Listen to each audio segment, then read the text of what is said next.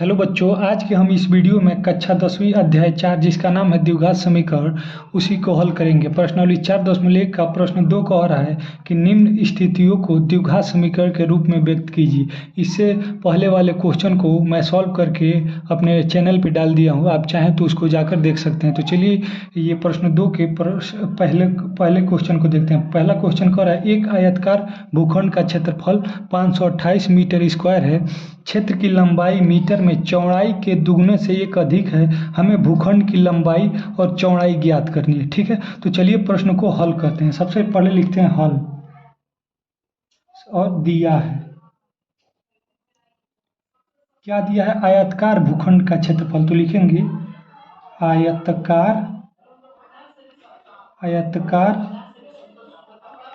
आयताकार भूखंड का क्षेत्रफल। आयताकार भूखंड का क्षेत्रफल दिया है 528 मीटर स्क्वायर, और क्या कर क्षेत्र की लंबाई चौड़ाई के दुगने से एक अधिक है। ठीक है, तो जो लंबाई है वो चौड़ाई के दुगने से एक अधिक है। तो सबसे पहले मान लेंगे माना चौड़ाई बराबर x, माना चौड़ाई बराबर x।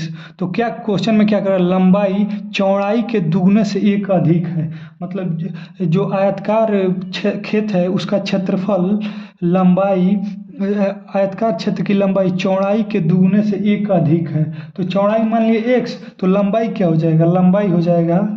लंबाई बराबर हो जाएगा चौड़ाई का दुगुना प्लस एक। तो लंबाई क्या हो जाएगी? लंबाई बराबर चौड़ाई को क्या माने हैं हम? x माने हैं, तो कि चौड़ाई के दुगुना यानी 2x + 1। तो लंबाई हो गई 2x + 1 और चौड़ाई हो गई x। मतलब ये देखिए एक आयताकार खेत है, ये भूखंड है, मतलब ये आयताकार खेत है, भूखंड है ये। इसको मान लिए a, इसको मान लिए b, इसको मान लेते हैं c, इसको मान लेते हैं d। आयत किसे कहते हैं? कि चार भुजाओं से घिरी हुई आकृति को आयत कहते हैं, और आयत के आमने सामने की भुजा समान होती है। मतलब इससे इसकी लंबाई AC की लंबाई और BD की लंबाई समान होगी, और AB की लंबाई और CD की लंबाई समान होगी। तो इसका क्षेत्रफल दिया है 528 मीटर स्क्वायर, और इसकी लंबाई कितना हो गया?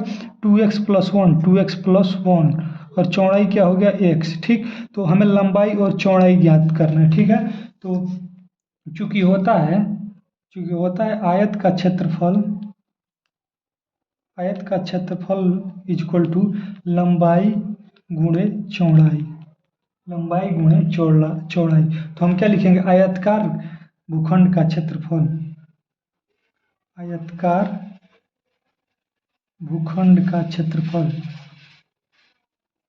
भूखंड का क्षेत्रफल इसमें भी क्या हो जाएगा? लंबाई गुणे चौड़ाई। आयताकार भूखंड का क्षेत्रफल हमें क्वेश्चन में दे दिया है 528 मीटर स्क्वायर। तो आयताकार भूखंड का क्षेत्रफल होता है लंबाई गुणे चौड़ाई, तो इसके नीचे ये लिख देंगे 528 बराबर लंबाई कितना है? 2x + 1, और इंटू और चौड़ाई कितना है? x। ठीक है, तो इसको क्या लिख सकते हैं? 528 बराबर 2x का x में गुणा होगा 2x स्क्वायर, और 1 का गुणा x में होगा तो x हो जाएगा। ठीक है, अब इसको ऐसे लिख सकते हैं 2x स्क्वायर प्लस x बराबर 528। इसको इधर कर दिए, इसको इधर कर दिए, कोई दिक्कत नहीं। और इसको क्या लिख सकते हैं? 2x स्क्वायर प्लस x, इसको 75 कर देते हैं, इसको बराबर के इधर ला देते हैं, तो 528 बराबर 0। ये हो गया, ये द्विघात समीकरण के रूप में हो गया, लेकिन हमसे लंबाई और चौड़ाई भी, इतना आंसर हो गया। आप चाहें तो इससे आगे भी लगा सकते हैं, हम चलिए आपको लगा कर दिखाते हैं। ये किस रूप का हो गया? ये गुणनखंड विधि के रूप का हो गया। अब देखिए क्या दिया है, ये 2x square plus x minus 528 बराबर 0। अब इसका गुणा इसमें करिए, इसका गुणा इसमें करिए, 2 गुणे 528 करिए, 2 गुणे 5। देखिए जब 2 का गुणा 528 में करेंगे तो आ जाएगा 1056। अब देखिए 1056, इसको दिमाग में रख लीजिए, 1056। अब ऐसा कोई संख्या खोजिए जिसमें गुणा करने पे 1056 आए और घटाने पे 1 आए, तो 1056 का खंड कर देते हैं, 1056 का खंड कर देते हैं। तो इसको 2 से काटेंगे तो 2 × 5 = 10, और ये 2 × 2 = 4, और ये 16 हो गया, 2 × 8 = 16। फिर फिर 2 से काटेंगे, 2 से तो 2 दूनी 4, ये 12, 2 छक्के 12 और ये 18 और ये क्या हो जाएगा 2 चौको 8, 2 चौको 8। फिर 2 से काटेंगे तो 2 कने 2, 2 तिहाई 6 और 2 दूनी 4, 2 दूनी 4 और फिर 2 से काटेंगे तो 2 छक्के 12 और ये 2 छक्के 12 और ये हो गया कितना 2 छक्के 12 और ये 12 हो गया तो 2 छक्के 12। फिर ये 2 से काटेंगे तो 2 तिहाई 6 और 2 तिहाई 6। अब ये किससे कटेगा 3 से, 3 एकने 3 और 3 3 3 एकने 3। फिर 11 से काटेंगे इसको तो 11 से एक बार में कट जाएगा। ठीक है, अब देखिए कोई दो ऐसी संख्या इसमें से लीजिए जिसको घटाने पे 1 आए, घटाने पे यहाँ माइनस है ना, यहाँ 1 आए और गुणा करने पे 1056। तो देखिए 2 दूनी 4 दूनी 8 दूनी 16 दूनी 32 और 11 तिहाई 33। यदि 33 में से हम 32 घटाएं तो 33 में से 32 घटाएं तो 1 आएगा और 33 गुणे 32 करें, 33 गुणे 32 तो 1056 है। ये देखते हैं आता है 3 दूनी 6 और 3 दूनी 6 और 3 तिरिक 9, 9 6 15 के 5, 9 6 15 के 5 हासिल बचा 1 3 तिरिक 9 1 10, 1056 आ गया। तो 33 गुणे 32 करेंगे तो 1056 और 33 में से 32 जाएगा तो 1 बचेगा। तो इसको क्या लिख सकते हैं 2x² प्लस क्या लिख सकते हैं 33 माइनस 32, 33 माइनस 32 और x है तो x माइनस 528 बराबर 0। ठीक है, अब इसको क्या लिख सकते हैं 2x² अब प्लस 33x, ये क्या हो जाएगा 33 का गुणा 33x plus minus minus 32x minus 528 बराबर 0। ठीक है, अब देखिए अब इन दोनों में देखेंगे क्या कॉमन है, इन दोनों में क्या है, यहाँ पे गलती हो गया है सॉरी, इन दोनों में देखेंगे क्या कॉमन है। तो इन दोनों में x है, यहाँ भी है x, यहाँ भी है, तो x कॉमन कर लेंगे। जब x कॉमन करेंगे तो यहाँ पे x 2x है तो यहाँ 2 और x के जगह पे 2 है, x गुणे x है तो एक x निकल गया तो क्या बचा, एक x बचा, धन x निकल गया तो क्या बचा 33। यहाँ पे -16 कॉमन कर लेंगे क्योंकि -16 कॉमन करेंगे तभी ये वाली संख्या आएगी। ठीक है, तो -16 जब कॉमन करेंगे तो यहाँ बचेगा 2x का जब 16 में गुणा करेंगे तो 32x और प्लस ये बच जाएगा 33, यहाँ पे हो जाएगा 33 क्योंकि 33 का गुणा 16 में करेंगे तो 528, 33 का गुणा 16 में करेंगे तो हो जाएगा 528 बराबर 0। ठीक है, यहाँ भी 2x प्लस 33, यहाँ भी 2x प्लस 33 कॉमन कर लेंगे, 2x प्लस 33 कॉमन कर लिए तो क्या बचा x माइनस 16। चलिए दूसरे पेज पे इसको करते हैं। देखिए तो क्या यहाँ पे क्या हुआ है 2x प्लस 33 और x माइनस 16 तो क्या हो जाएगा 2x प्लस 33 और एक कोष्टक में x माइनस 16 बराबर 0। अब एक बार इसको 0 करेंगे, तो लिखेंगे जब 2x प्लस 33 बराबर 0 तो 2x बराबर किधर जाएगा तो क्या हो जाएगा -33। ठीक है, तो ये x बराबर हो जाएगा -33/2।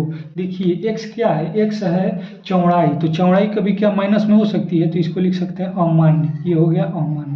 अब देखिए x माइनस 16 को 0 करते हैं, x माइनस 16 बराबर 0, तो x बराबर ये बराबर को उधर जाएगा तो 16। देखिए ये क्या आ गया, ये आ गया आयताकार भूखंड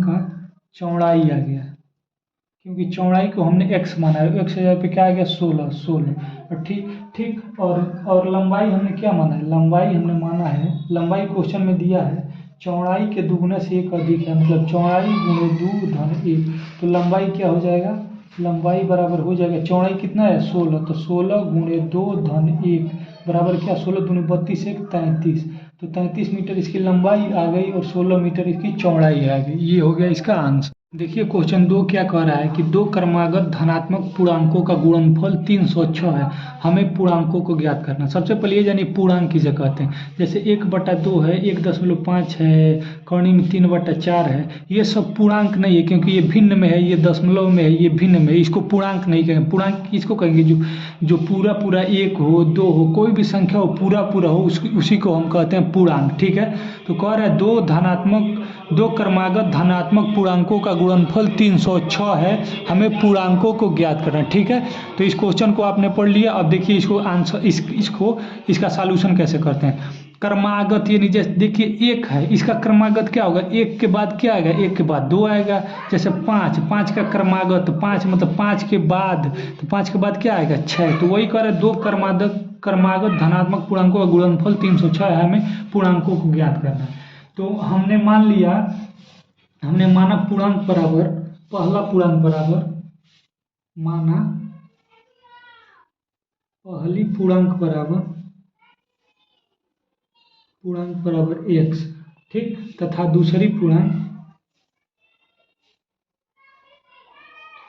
क्रमागत पूर्णांक क्या हो जाएगा, x प्लस 1, एक जोड़ देंगे उसमें x प्लस 1। और प्रश्नानुसार क्या कह रहा है, प्रश्नानुसार कह रहा है कि पहले पूर्णांक और दूसरे पूर्णांक का गुणनफल 306 है। तो क्या लिखेंगे, पहली पूर्णांक गुणे दूसरी पूर्णांक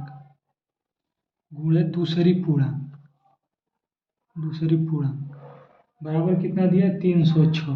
तो पहली पूर्णांक को कितना माने x और दूसरी पूर्णांक को कितना माने x प्लस 1। यहाँ गुणा है तो इसको कोष्टक में बना दिए, x प्लस 1 बराबर 306, ठीक है।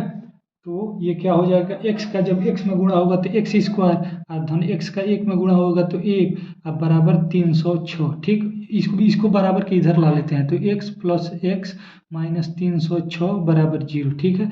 अब देखिए एक, अब इसका गुणा इसमें करिए, इसके गुणांक से, तो इसका गुणांक क्या है, एक है, एक का गुणा 306 में करेंगे तो 306 ही आएगा। अब ऐसी कोई संख्या यहाँ माइनस है ना, कि घटाने पे दो ऐसी संख्या जिसको घटाने पे एक आवे, इसका गुणांक एक है ना तो एक आवे, और गुणा करने पे 306। तो पहले 306 का खंड करेंगे, 306 का खंड करेंगे। सबसे पहले 2 से करते हैं, तो 2 से करेंगे तो 2 कने 2, और ये 10 हो गया, 2 पचे 10, और ये 6 होगा तो 2 3 6, ठीक है। फिर अब ये विषम संख्या है, तो 2 से नहीं कटेगा, ये 3 से कटेगा, 3 से, 3 पचे 15 और 3 एकने 3, ठीक। फिर 3 से काटेंगे, इसको 3 से काटेंगे तो 3 एकने 3, ये 2 21 हो गया, तो 3 7 21।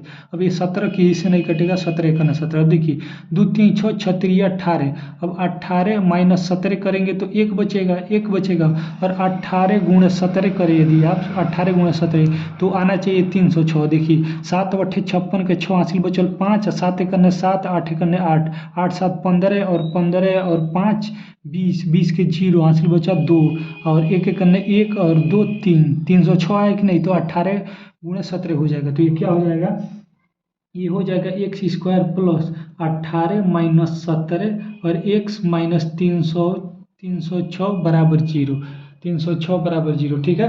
अब देखिए, अब ये एक्स स्क्वायर अब प्लस 18, ये प्लस और प्लस प्लस ही होगा, 18 का गुणा x में जब होगा तो ये 18x, और प्लस माइनस माइनस ये 17x हो जाएगा, 17x माइनस 306 बराबर 0, ठीक है। अब देखिए इन दोनों में क्या कॉमन है, इन दोनों में x कॉमन है, तो x जब कॉमन कर लेंगे तो x और धन x निकल गया, तो क्या बचा 18, ठीक है।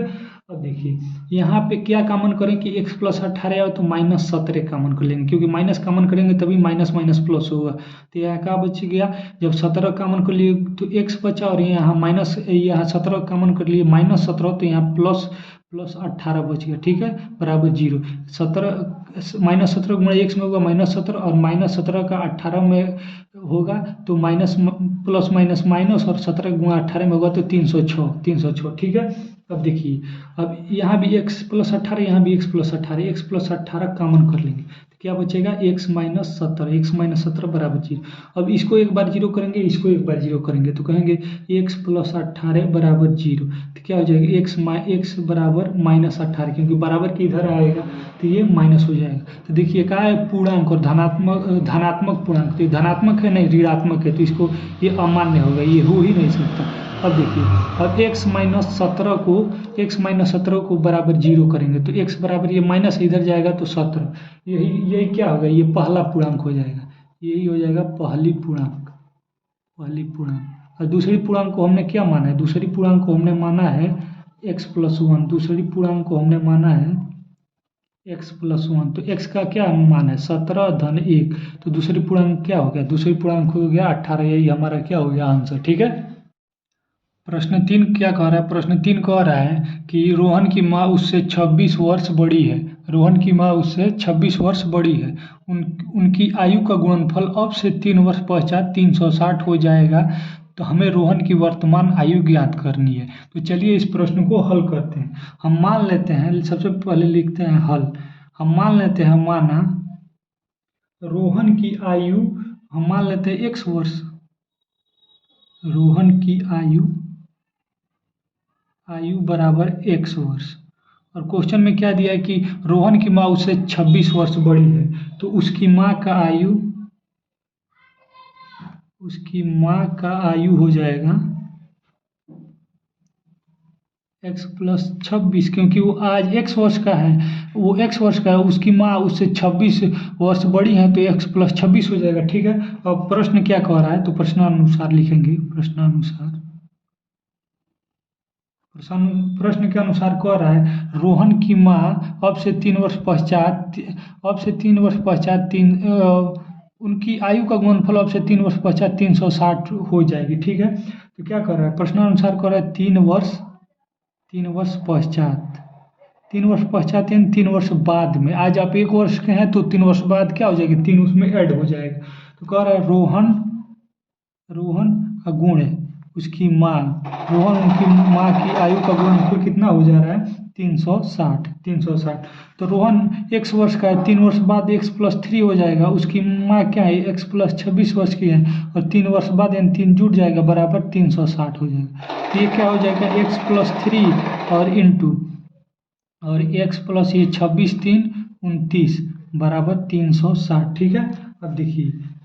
अब देखिए x का गुणा पहले x में होगा तो x का गुणा x में होगा तो x स्क्वायर, अब प्लस x का गुणा 29 में होगा तो 29 होगी। फिर 3 का गुणा x में होगा तो ये 3x, और फिर 3 का गुणा 29 में होगा तो ये हो जाएगा 87 बराबर 360। ठीक है। अब इसको इधर लाते हैं तो क्या हो जाएगा, x स्क्वायर धन 29x और 3x क्या हो जाएगा 32x। ठीक है। और धन 87 और इधर ये आएगा तो ये माइनस में हो जाएगा 360 बराबर 0। तो क्या हो जाएगा, x स्क्वायर प्लस 32x, और जब 360 में से 87 घटाएंगे तो ये बड़ा है, इसका चिन्ह लगेगा तो माइनस बचेगा 273 बराबर 0। अब देखिए इसके गुणांक से इसको गुणा करेंगे तो यहाँ क्या है, 1 है, 1 का गुणा 273 में करेंगे तो 273 ही आएगा। अब ऐसा करें 273 का खंड ऐसा करें कि घटाने पे 3 आए, ये 32x है, सॉरी घटाने पे 32 आए और गुणा करने पे 273। सबसे पहले इसका अब हम 273 का खंड करेंगे, ये गलत हो गया, इस पर आप ध्यान मत दीजिए। 273 इसको खंड करेंगे, ये विषम संख्या है तो ये 2 से नहीं कटेगा, इसको 3 से काटते हैं तो 3 9 27 और 3 9 27 और 3 करने 3। फिर अब ये 3 से नहीं कटेगा क्योंकि 3 3 9 और 1 नहीं कटेगा, 4 से भी नहीं कटेगा, 5 से भी नहीं कटेगा, 6 से 7 से कटेगा। 7 से कटेगा तो 7 1 7 और कितना बचा 2 21, तो 7 3 21। अब 13 की से नहीं कटेगा, ये 13 1 13। ठीक। अब देखिए 13 3 39, यदि 39 माइनस 7 करें तो 32 आएगा, तो 39 में 7 से गुणा करें तो 273 आएगा। तो इसको लिख सकते हैं x square plus 39 minus 7 x minus 273 बराबर 0। ठीक। अब x स्क्वायर और प्लस 39 x और माइनस 7x और माइनस 273 बराबर 0। अब इन दोनों में क्या कॉमन है, इन दोनों में x कॉमन है तो x कॉमन कर लेंगे। तो यहाँ क्या बचा, एक x निकल गया तो x बचा धन 39। अब यहाँ x माइनस 39 यहाँ भी आना चाहिए, तो इसके लिए माइनस 7 कॉमन कर लीजिए। तो 7 कॉमन कर लेंगे तो क्या बचेगा x, यहाँ माइनस कॉमन हो गया तो ये प्लस में हो गया, और ये हो गया प्लस 39। जब 7 का 39 में गुणा करेंगे तो 273 आएगा, प्लस माइनस हो जाएगा बराबर 0। अब x प्लस 39 यहाँ भी, x प्लस 39 यहाँ भी, x प्लस 39 जब कॉमन कर लेंगे तो हमारे पास क्या आ जाएगा, x माइनस 7 बराबर 0। ठीक है। अब एक बार इसको 0 करेंगे, एक बार इसको 0 के बराबर करेंगे तो x प्लस 39 बराबर 0, और एक बार करेंगे x माइनस 7 बराबर 0, तो x बराबर माइनस 39। अब ये नहीं हो सकता, किसी का उम्र माइनस में हो सकता है क्या, नहीं हो सकता है, तो इसको लिख देंगे अमान्य। ठीक है, अमान्य। अब देखिए इसको बराबर के 0 बराबर करते हैं, 0 के बराबर, तो x बराबर 7, तो ये क्या आ गया, ये आ गया रोहन की आयु। तो x हम किसको माने हैं, रोहन की आयु को माने हैं x, तो लिख देंगे अतः इसको लिख देंगे अतः रोहन की आयु बराबर 7 वर्ष और उसकी माँ की आयु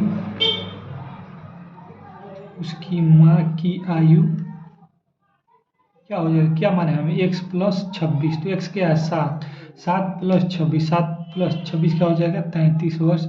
यही हो गया इसका आंसर। मिलते हैं अन्य वीडियो में।